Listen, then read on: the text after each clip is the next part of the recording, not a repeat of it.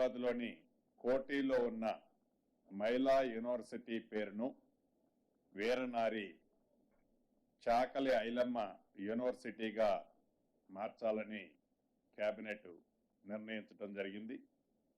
అదే రకంగా పొట్టి శ్రీరాములు తెలుగు యూనివర్సిటీ పేరును సోరవరం ప్రతాపరెడ్డి యూనివర్సిటీగా మార్చాలని కూడా కేబినెట్ సభ్యులందరూ ఏకాగ్రంగా తీర్మానించడం జరిగింది.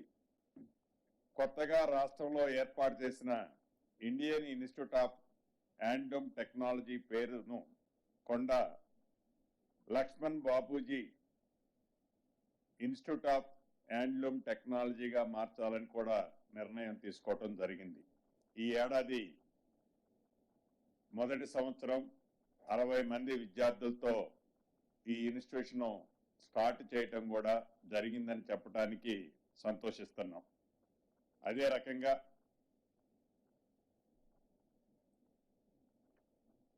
హైడ్రా సబ్జెక్ట్ వచ్చి హైడ్రాకి ఒక చట్టబద్ధతని ఈ కేబినెట్ లో కల్పించడం జరిగింది. హైడ్రా ముఖ్య ఉద్దేశం ఏదైతే ఉందో ఔటర్ రింగ్ రోడ్డుకి ఇన్నర్ లో ఉన్న కోర్ హైదరాబాద్ కి ఈ హైడ్రా అనేది చెరువులు కుంటలు ఏవైతే రిజర్వాయర్స్ ఉన్నాయో రిజర్వాయర్లు నాలాలు వీటన్నిటికీ ఎఫ్టిఎల్ బఫర్ జోన్ లో ఏవైతే స్ట్రక్చర్స్ ఉన్నాయో ఏవైతే గతంలో మున్సిపాలిటీలు కార్పొరేషన్లు వివిధ శాఖలకు సంబంధించిన అంశాలన్నిటిలో ఈ హైడ్రా పూర్తిగా వాటికి ఎన్నైతే హక్కులు ఉన్నాయో ఈ హైడ్రాకి ఈనాడు కేబినెట్ లో వాటన్నిటికీ సంబంధించిన అంశాలని హైడ్రాని ఇన్కార్పొరేట్ చేయటం జరిగింది.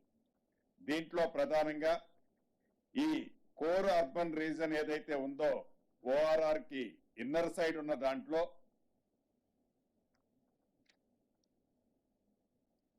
27 అర్బన్ లోకల్ బాడీస్ ఉన్నాయి. అదే రకంగా రీసెంట్ గా 51 గ్రామ పంచాయతీలను కూడా ఈ ఓఆర్ఆర్ కి ఇన్నర్ సైడ్ ఉన్న వాటిలలో 51 గ్రామ పంచాయతీలను కూడా ఈ కోర్ అర్బన్ దాంట్లో ఇన్కార్పొరేట్ చేశాం.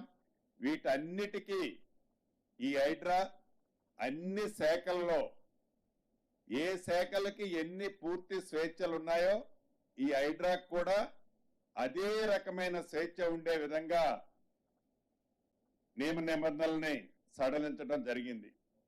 అదే రకంగా హైడ్రాకి అవసరమైన దాదాపు 169 మంది అధికారులు 946 మంది అవుట్ సోర్సింగ్ ఉద్యోగులను వివిధ విభాగాల నుంచి డిప్యుటేషన్ మీద హైడ్రాలో వర్క్ చేసే విధంగా ఆదేశాలు కూడా ఇచ్చే నిర్ణయాన్ని ఈరోజు గౌరవ ముఖ్యమంత్రి రేవంత్ రెడ్డి గారి అధ్యక్షతన జరిగిన కేబినెట్ లో నిర్ణయం తీసుకోవడం జరిగింది. వీటితో పాటు ఏదైతే త్రిపులార్ ఉందో ఈ త్రిపులార్ రీజనల్ రింగ్ రోడ్డు దక్షిణ భాగం అలైన్మెంట్ ఖరారు చేసేందుకు R&B స్పెషల్ చీఫ్ సెక్రటరీ ఆధ్వర్యంలో 12 మందితో కమిటీని అధికారులతో ఒక కమిటీని ఏర్పాటు చేయడం జరిగింది. దీంట్లో ప్రధానంగా కన్వీనర్ గా R&B ప్రిన్సిపల్ సెక్రటరీ గారు ఉంటారు, MIUD సెక్రటరీ గారు, రెవెన్యూ సెక్రటరీ గారితో పాటు అన్ని జిల్లాలకు సంబంధించిన కలెక్టర్లు ఏదైతే ఈ 5-6 జిల్లాలు వస్తున్నాయో ఈ 5-6 జిల్లాల కలెక్టర్లతో పాటు R&Bకి సంబంధించిన వాళ్ళు, నేషనల్ హైవేకి సంబంధించిన వాళ్ళు, జియాలజికల్ కి సంబంధించిన వాళ్ళు కూడా అందరితో సుమారు 12 మందితో ఒక కమిటీని కాన్స్టిట్యూట్ చేసేదాన్ని ఈరోజు కేబినెట్ లో డిసైడ్ చేయడం జరిగింది. అదే రకంగా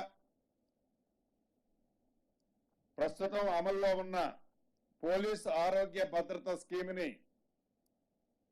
SPL కింద కూడా వర్తింపజేయాలని నిర్ణయించడం జరిగింది.